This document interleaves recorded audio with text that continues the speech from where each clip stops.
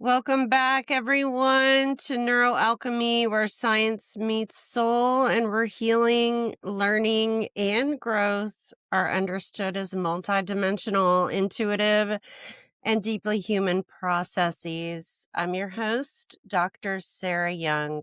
Here on Neuroalchemy, we slow things down. We define every term as if you're hearing it for the very first time, because clarity creates safety and safety opens the door to new healing possibilities. Today's conversation touches on creativity, performance, failure, and the nervous system. If you've ever felt stuck, discouraged, or not good enough while learning something new, this episode is for you. You're invited to listen gently. Pause if you need to. Nothing here requires perfection. Today, I'm joined by Patrick. Remind me how to pronounce your last name. Is it Boylan? Yes, Boylan. Yay! And I'm really glad to welcome him to Neuroalchemy. I know, you guys, it's just so important to me that I pronounce people's names properly. It's like one of those little things about me it's just really important. Patrick is a professional pianist, a creative technologist, and the co-founder of MuseFlow, an innovative music education platform designed to help learners drop into flow rather than getting stuck in perfectionism or performance pressure. Patrick's work is the intersection of music, neuroscience, art, and self-directed learning. What I appreciate most about his perspective is how it challenges many of the ways we've been taught to think about failure, effort, and growth. His story offers a different narrative. That struggle doesn't mean you're doing something wrong. Often it means you're learning. Patrick, I'm really glad you're here. Welcome to Neuroalchemy. Thank you for having me. Absolutely. I appreciate your flexibility. We have rescheduled this 3 times. And so thank you so much. I really appreciate you. Absolutely, Patrick. Life happens. That's just the nature of being alive, is that things come up and life happens. Yeah. Before we dive in, I always like to have just an arrival check-in. How's your day been going? How's life going? How are you arriving with us today? Pretty good. Pretty good. It's a Friday, at least, when we're recording this. I'm doing pretty well. I'm looking forward to the weekend. I've got a solid packed weekend, and it's beautiful out. I mean, I don't, where are you exactly? Ann Arbor. Hello. Yes. Okay. Right. And I'm in Los Angeles. And so it is a beautiful 70 degrees out, and it's probably going to get up to about not 80 today. So it's a beautiful day out in Los Angeles, especially compared to Ann Arbor. How you doing? I mean, I'm a little jealous of your weather. Of Yeah. course, in Ann Arbor, Michigan, there's lots of snow on the ground. I don't love the winters here, but it's a beautiful state, and I love the people here. Thank you for sharing that, Patrick. There's no right way to arrive here to everyone out there. However, you're showing up today with us is enough. Before we go deeper into your story, Patrick, I'd love to ground a few core ideas that we'll be returning to throughout our conversation. For our listeners, how would you define flow state, especially in the context of learning music or creative skills? Flow state is that groove that you find where you are just learning and growing, and you're right there in that pocket of, you're not being too frustrated by the process or what you're learning, or you're not bored. You're right there. You're engaged in the present, and you lose track of time. And there's a couple things that you need to get there, but that's ultimately what we feel is this groove of progress and joy at the same time. How do you understand failure, not as a personal flaw, but as part of the learning process and the nervous system's adaptation? It's inevitable. Failure is a part of the learning process. Not gonna grow unless you fail. It's as simple as that. It's the only way we learn. How else could you consider? I can't conceive of any other way that we learn as beings besides repeated failure over and over and over. And so if we can reframe it that way and destigmatize it, it is not a failure on your end. It is not a personal flaw that you are failing over and over and over. If we can incorporate this into the learning process in a very organic, non-judgmental way, it simply is, then I think we've succeeded as pedagogists, as people that create curricula and methods of learning. If we can destigmatize failure, I think that is a massive goal for us. I think it's really important. I often tell my clients that nothing you've ever, and this is very true, nothing you've ever learned to do in your entire life did you get it right the first time. Nothing. No, Not heck no. walking, not Right. riding a bike, not doing a recipe, learning to cook, vacuuming a room. Like, it doesn't matter what you call out, you did not get it right the first time. So I think it's so important that we're having this conversation. It's so important that we call that out. What is self-directed learning and how does it differ from traditional instruction models? We know the term autodidacts, people that love to learn on their own outside of curricula. They like to create their own curricula. They like to create their own way of learning. And I think that is really, really cool. And so self-directed learning is that process of digesting information, learning it, and then applying it on your own outside of the environments of a school or a classroom. There may be a teacher involved, but you're the one that's kind of in charge of how you want to progress in your pace. This isn't something that is, we're not punching down here. This is right at what you want, right? This is not all common denominators here. No, we are not creating a curricula for everybody. No, this is specifically for you, right? And I think that is, if you're one of those people that are internally motivated and create your own environments for learning, I think that's really cool. Some people need the guided curricula. Some people need the teacher. They need the external motivation. And that is also very okay.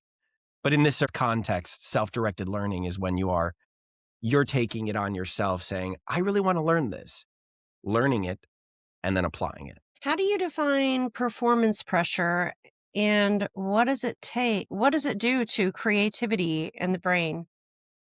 Oh my gosh, performance pressure. There's a lot that goes into it. Many different elements, right? We've got the audience's perception of how you're doing, what you're playing.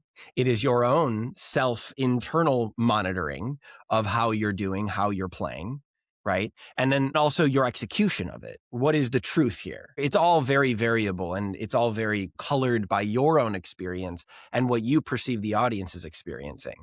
And so if you can all of those together into one, you ball that up and you put it as a sort of metric of what you need to accomplish during the moment of performance, then that, in my mind, is what performance anxiety is and what performance pressure is. You're saying this is a standard of what I need to accomplish as a performer. And if you don't meet it, 90% of the time, you're not going to meet it. Just full disclosure. 90%, you're probably not going to meet your own personal standards. And so that is one of those things that I try to mitigate as much as possible. It is very difficult for me to. Having my own sort of judgment on my own experience of performing and what I think the audience needs and what they want. Yeah, it's very difficult. That sort of performance anxiety and performance pressure. And finally, curiosity-based learning. Why does curiosity matter so much for long-term growth and confidence? Long-term growth and confidence. I think if you're not curious about what you're learning, you can never really dive deep enough into it. You've got to have that internal motivation, right? You've got to be curious about the topic at hand. And if you're not, then like it's all just going to wash over and you're not going to really digest it or internalize it in any possible way. So long-term growth and long-term satisfaction, it comes from being curious in the moment and going through your own curricula or your own experience of what you want to learn and how you want to learn it, or following the curricula itself and being absolutely engaged with the process and the method and the teacher and the information. If you're not curious in the moment, you're not going to find that fulfillment later. Thank you for slowing that down. This shared language really helps us to set the tone. Now that we've grounded that, I'd love to turn toward your personal journey. You've shared that you actually grew up hating piano lessons and Yeah. that traditional instruction did not work for you. Can you walk us through what wasn't working and what eventually did? I took 8 years of lessons and I hated every second of it. Sorry to say. I started off when I was 8 and we had a piano in our home and I asked my parents for piano lessons and they said, Pat, it's a lifelong hobby. And I said, I'm so excited. Let's do it. Absolutely. Of course. No problem at all. Lifelong hobby. What did I know about a lifelong hobby when I was 8? Right. Got into lessons and I promptly did not enjoy either the way that I was being taught. Well, both the way that I was being taught and what I was being taught. The sort of rote memorization of songs and learning the new skills that you need to learn to grow within the context of one specific song, and then repeating that to perfection, and then bringing that back to your teacher, and then them either checking it off or saying, no, you got to go practice that same song again. It's just like that doesn't work for my brain, right? I was late stage diagnosed with ADHD, and I'm just like, nope, sorry. That type of learning doesn't work for my brain. Turns out it doesn't work for 85% of music students either. They're either super frustrated with, here's the key importance, they're frustrated with the way that they're being taught, or they're bored with the way that they're being taught. The frustration comes from learning harder and harder songs as you go. And you're learning the skills that are necessary to play within the context of those songs, yes, but you're not learning how to apply that to other songs outside of the context of that one specific song. That's a failure in traditional pedagogy. And so they're very frustrated because they're learning harder and harder songs. And all you're doing is learning how to practice songs at that point. You're not learning the fundamentals and then being able to apply that to another song. Or they're very bored because they're playing songs they don't want to learn, right? They're going into a curricula and their teacher gives them all these songs that they need to learn in progression. And they're all very boring. I'm sorry to say, but they're not interesting. And it doesn't work for a lot of people because of that. It's not that they don't want to learn. It's that the way that we're being taught doesn't really jive with them. Anyway, I then ended up, my teacher retired, no fault of my own. Well, granted, I was a terrible student, but he just retired. And I then started my own self-directed learning after that. I picked up my parents' sheet music and I was determined to play the song verbatim, right? They had a bunch of musical theater scores. And so I played it. I just note by note by note by note, played this one specific song, right?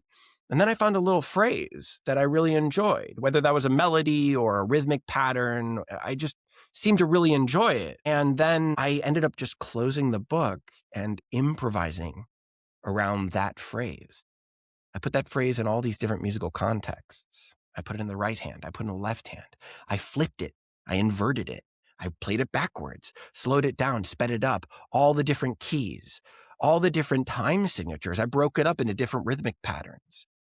And then I really enjoyed it. I really fleshed it out and played it in all these different contexts. And so then I just kept doing that over and over and over. That was where I really learned how to play.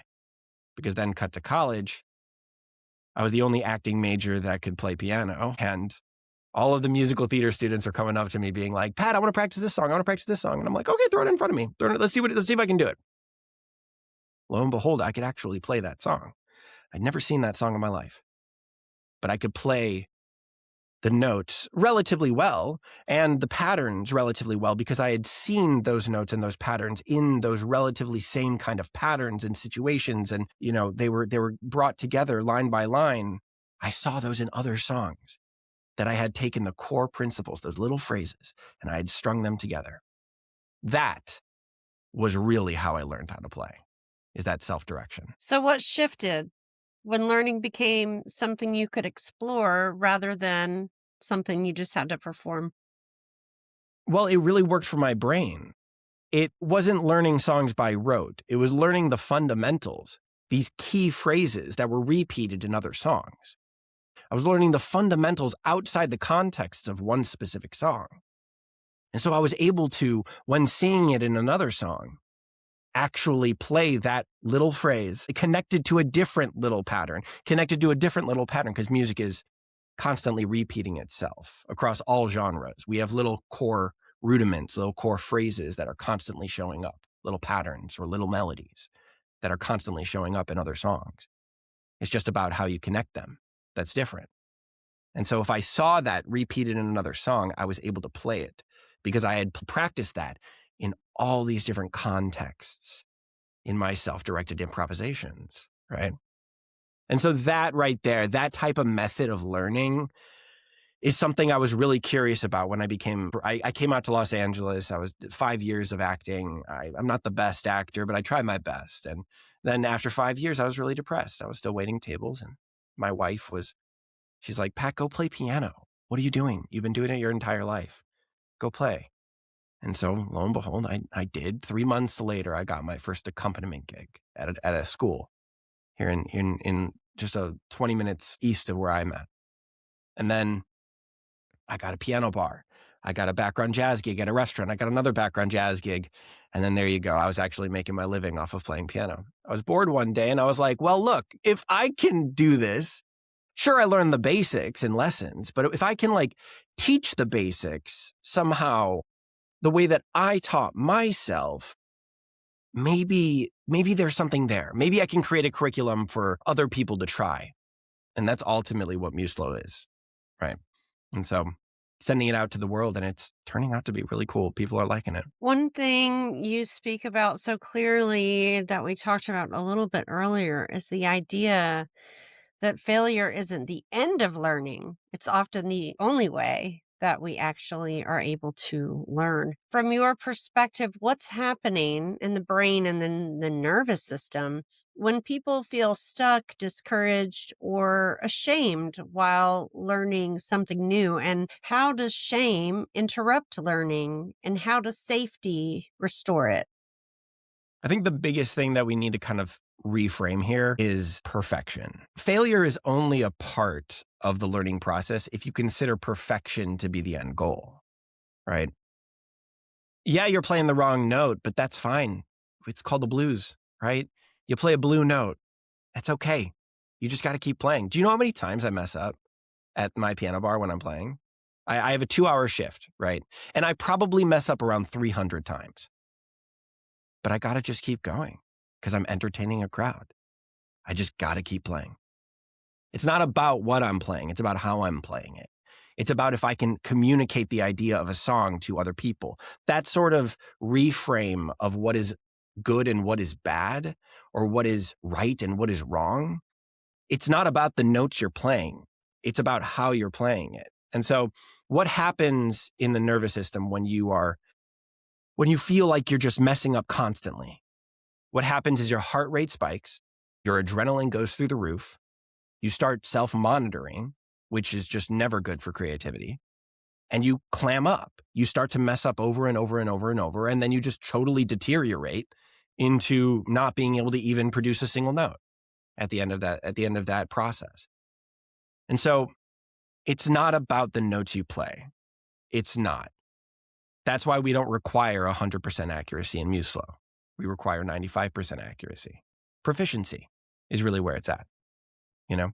And so what happens nervous system wise is just all of those emotions, the fear of failure because of perfectionism, our adrenaline spikes, heart rate goes through the roof, our breathing stops, and then we just clam up and we can't continue. That's what happens. And it's just so unfortunate to see people like that. You got to keep telling people, breathe, relax. Don't worry about it. It's not about if you're doing it wrong or right. There's no reason for that, Many people quit music, art, or other creative pursuits for that very reason, because they feel like they're bad at it. Perfectionism, talk a little bit more about how that interferes with flow.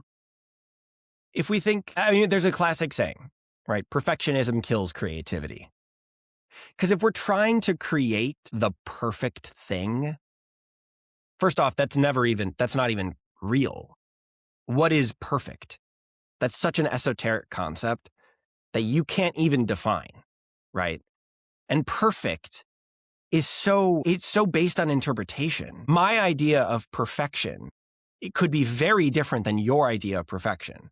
right? Say a song is called Frolic Through the Forest or something, right? And it's written do, do, do, do, do, do, do, right? Very kind of bouncy, very fun. To me, that's frolicking, is this sort of bouncing kind of feel, right? You're frolicking. You're kind of skipping about through a forest and you're wandering that way. But maybe your idea of frolicking is more legato. Maybe it's more of a curiosity, right? Maybe that's how you interpret that song versus how I interpret that song. So perfection in that regard is pointless because it's so based on context. It's so based on personal preference.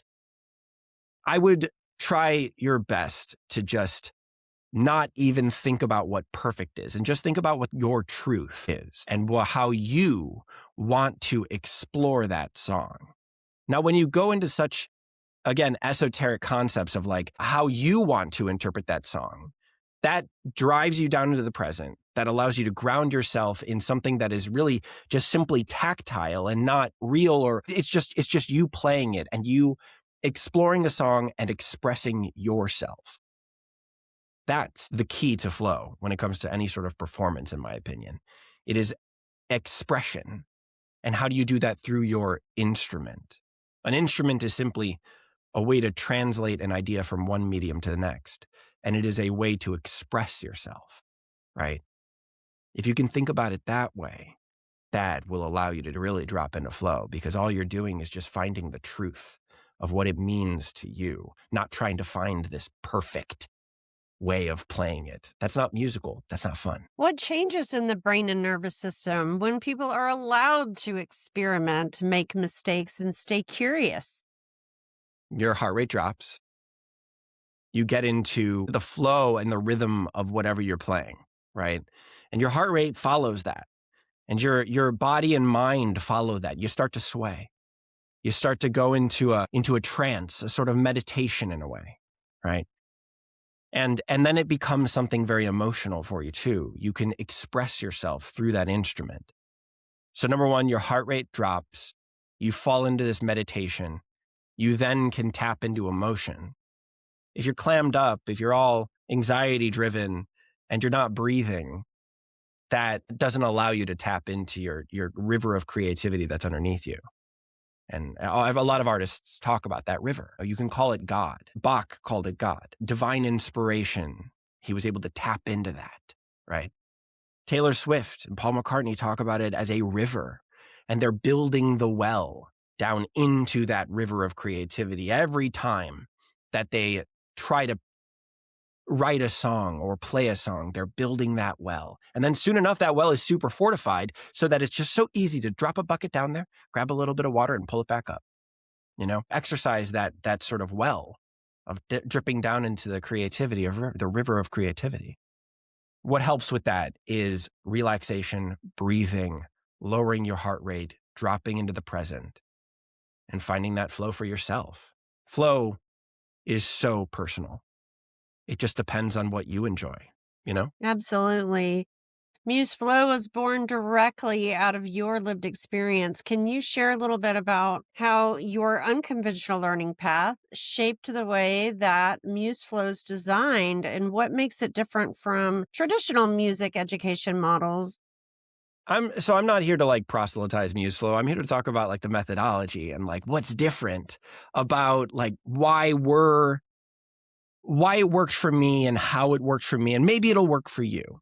A lot of people do flourish in the traditional ways of learning, but there are other ways if it failed for you. And we're just one option, right? The engine of my personal curriculum was improvisation. That's what the engine of my curriculum. I put all of the core concepts inside of an improvisation.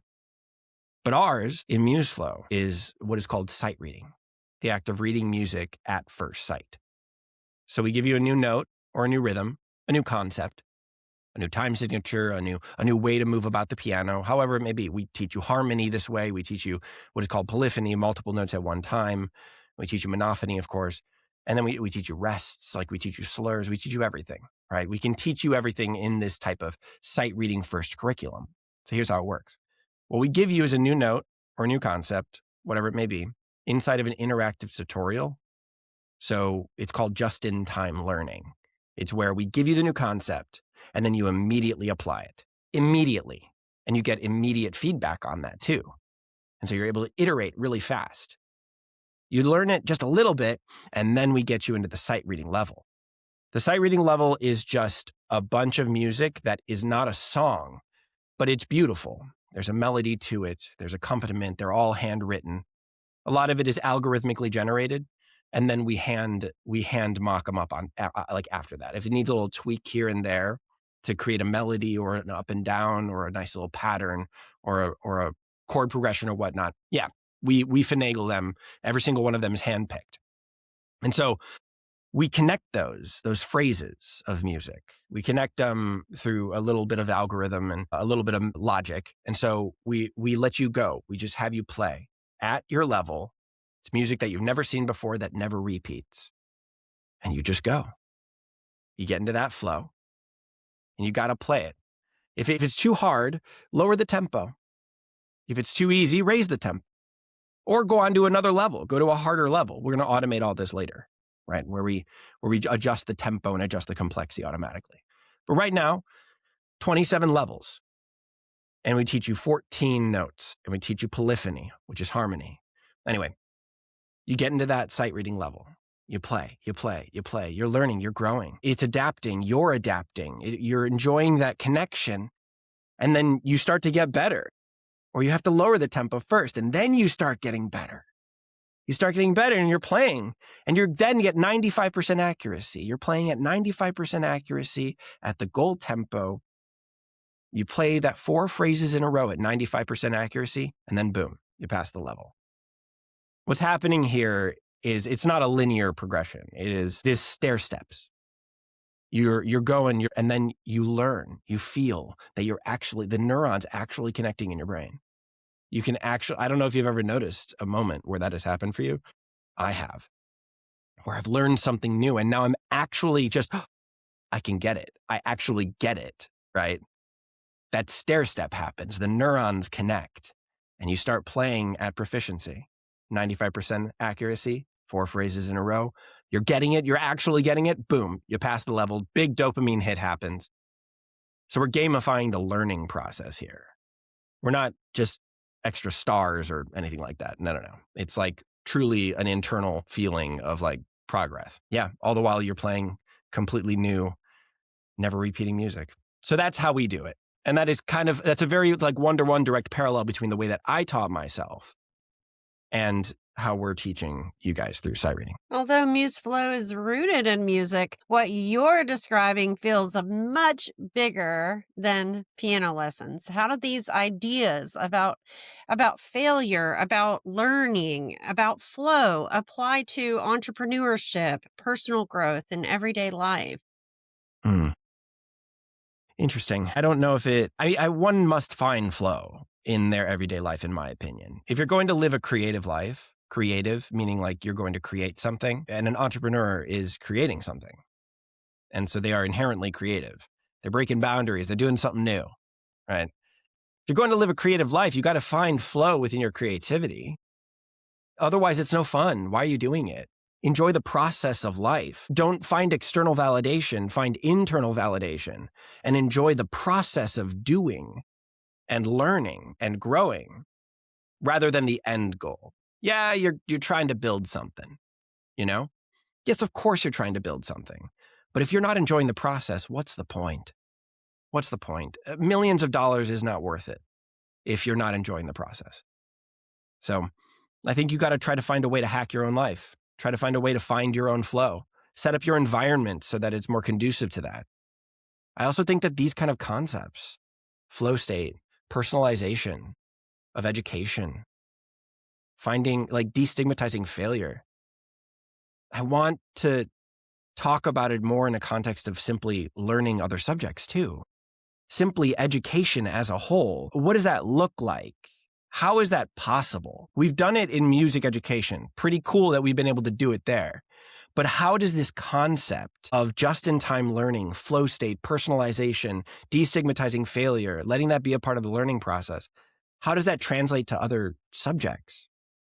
I'd be very curious to talk with other pedagogists about that. I think it absolutely ties right into learning anything because what you're describing, it's all about the process of learning and the way that the brain, goes through that process to make those new neurons and pathways in the brain.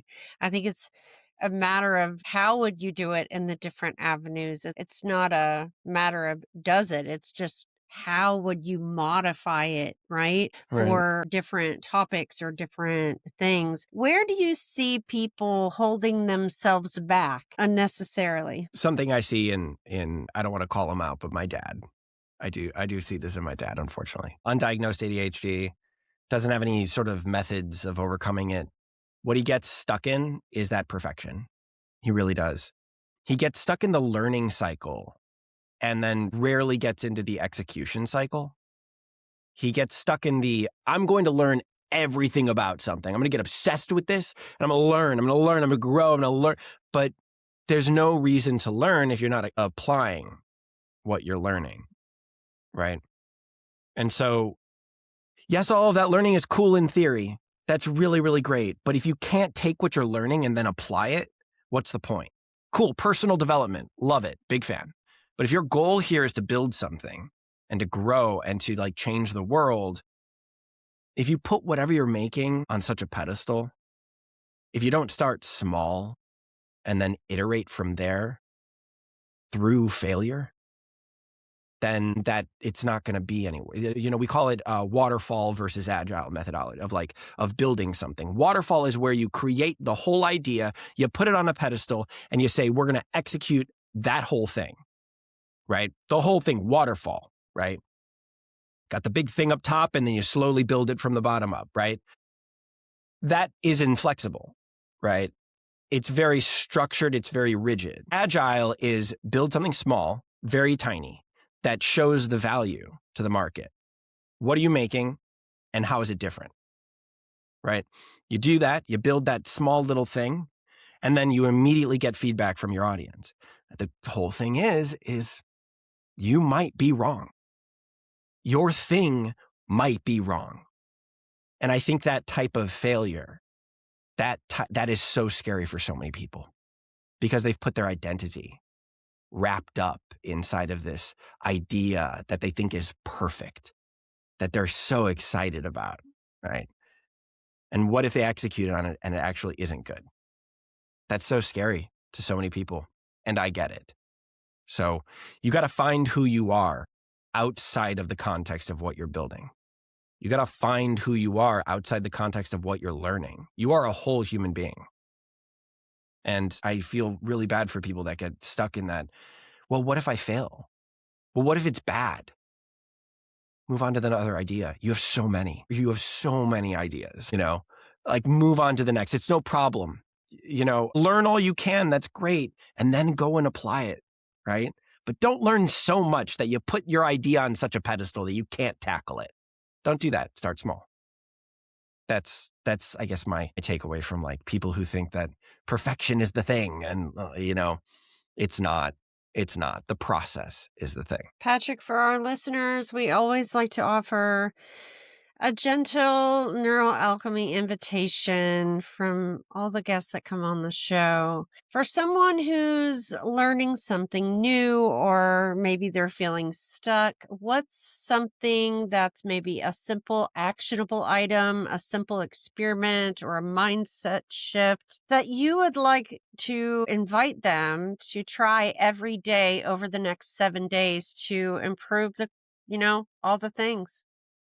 All the things, right? I would say, honestly, if you're getting stuck and you're like, I don't know where to go, what to do. The major thing that you can try to do is failure, is get yourself into an environment where you're constantly failing. It's exposure therapy, right? And if we can destigmatize internally, if we can somehow regulate our emotions when we're messing up constantly, then I think that is something that is valuable, extremely valuable. To learn is to fail. To fail is to learn. And so find a way to get yourself to fail 10 to 15 times a day, right? Do that, because then through exposure therapy, after a couple of weeks, it's not going to feel so bad at the end of that couple of weeks. You will have failed. How many times is that? What is that? 7 times 10, right? 70, and then times that by 4, whatever that may be. You failed 300 times, 200 times, something like that, right? I'm not the best at math, but that's the whole point, is like, get yourself into a situation where you're messing up, but the enjoyment of the process of doing is really, really cool to you, right? Regardless of if you're messing up, find what that thing is for you and do that. That would be my advice. I have to tell my clients, it literally, and this is really true if you really think about it, if you're trying to learn a new skill or you're like trying to grow in some way, screwing up does not matter the exact moment you get it correct. The Yeah. exact moment that you get it right or you understand it or whatever it is, every single mistake that you made before that point, they literally disappear. Yeah. They literally disappear. They don't even exist anymore, right? But we put all of our attention on those mistakes and the fear of making those mistakes. Like, forget about that. Just keep going until you hit your mark, the one you set. It's so difficult, though, because it is so ingrained in us to fear failure, or to fear itself, right? Fear itself is so much more powerful than love or connection or growth. And it makes sense biologically. We hear something in the forest sitting by a fire that we can't see. We hear it, we've never heard it before. We're afraid of the unknown, and we run the other way. Who knows? 30% of the time, that thing was probably trying to eat you. Sure. But you've run away from it as self-preservation. The fear of the unknown, the fear of failure, it's kind of the same thing, hand in hand, when you talk about the biology and the physical manifestation of that inside of us. Our adrenaline spikes, we stop breathing, we're afraid, right? And either we, what is it? Fight, flight, or freeze. Either we do those 3 things. That is how we have learned as a species. It really, really is. But the physical manifestation of that is so intense for us in the modern day that it's so hard to overcome. It really, really is. So it's admirable if you're trying to tackle this. It really, really is. And keep it up, people. Really, really do. It's a hard thing to do, and it's extremely admirable. There's always ways to grow. There's always ways to use those, those stumbling blocks and turn them into stepping stones. As we begin to close, what do you most hope listeners walk away remembering about themselves, their capacity to learn, and their relationship with failure? Everybody is capable of learning. Everybody is capable of executing. You think you're not the right person to get into a learning process like that? Okay, I understand. I really get it. It is truly a biological response, and you're so afraid of failure that you clam up. I totally get it. Again, it's such a biological response. Try your best to find situations where you are failing. It's brave. We know. It's hard. We know. But if you can start small and fail incrementally, just tiny little bits of failure, and something that you're really enjoying doing. The process of doing is the thing that is really enjoyable for you, where failure is just so intrinsically a part of it. Find whatever that is for you and move forward through that. And slowly but surely, failure is just going to be a part of daily life for you. And that is good, because you're growing and learning and you're changing and adapting. It's such a more fulfilling life if you can live that way. So I challenge you to, through exposure therapy, find that process, whatever that is for you. Find it and do it. Patrick, thank you for such a thoughtful, expansive, and encouraging conversation. Your work is a powerful reminder that learning doesn't require perfection. It does require presence, curiosity, and safety. For all of us out there, I will include that challenge he gave you in the show notes, and any links that he gives me after we finish up today, I will include those there as well. Before we close, I want to name something. I never leave these conversations unchanged. There's always something I'm taking with me, something that I'll reflect on, and something I'll continue integrating long after the recording stops. And if this episode resonated with you, please consider liking, subscribing, and sharing it. That's how these conversations travel, and it's how they reach the people who need to hear them the most. Until next time, this is Dr. Sarah, and this is Neuroalchemy. Take gentle care of your mind, your body, and your creative inner world. You're allowed to learn. You're allowed to make mistakes. You are becoming. Bye for now.